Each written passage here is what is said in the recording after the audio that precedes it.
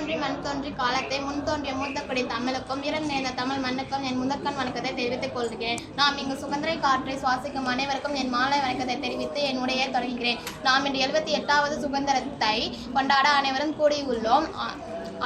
நம் இந்திய நாடு 1947ஆம் ஆண்டு ஆகஸ்ட் திங்கள் 15ஆம் நாள் சுதந்திரம் ஆங்கிலேயர்களிடமிருந்து பெற்றது. ஆங்கிலேயர்களிடம் இருந்து அரசியல் சுதந்திரத்தை பெறவில்லை, தனி மனிதன் சுதந்திரத்தை பெற்றது. தனி மனிதன் சுதந்திரம் என்றால் நமக்கு சுதந்திரம் வாங்கி தந்த காந்தியை கூட கொல்ல சுதந்திரம் கிடைத்தது. ஆனால் ஆங்கிலேயர்கள் நம் நாட்டை ஆட்சி செய்த போது தனி மனிதன் தன் விருப்பத்தை தேர்ந்தெடுக்க அனுமதி தரவில்லை. அது உணவாக இருந்தாலும் சரி, படிப்பாக இருந்தாலும் சரி. இது ஒரு பக்கம் இருக்க, மறுபக்கம் சில மனிதர்களை தீண்டத்தகாதவர்கள் என்று கூறி அவர்களை ஒதுக்க செய்தார்கள். ஏன் சில இந்திய மக்கள் கூட அவர்களை மதிப்பதில்லை. எத்தனையோ பேர் தெரியாத சுதந்திர வீரர்கள் நமக்கு வாங்கி தந்த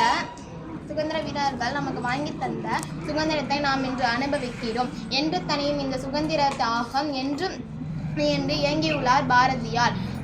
சுதந்திர தாகம் தண்ணீரால் தனியவில்லை, இரத்தத்தாலும் கண்ணீராலும் தணிந்தது. விடுதலையாகி நிற்கும் இந்த சிட்டுக்குருவி போல என்று பாரதி கண்ட கனவு பல போராட்டத்துக்கு பிறகு நிலவானது. இங்கு நாம் சிட்டுக்குருவியை போல 8 திசைக்கும்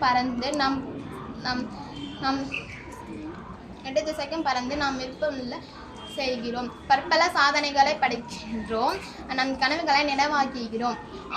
நமக்கு சுதந்திரம் வாங்கி தந்த வீரர்களை வழிநடப்பதில்லை.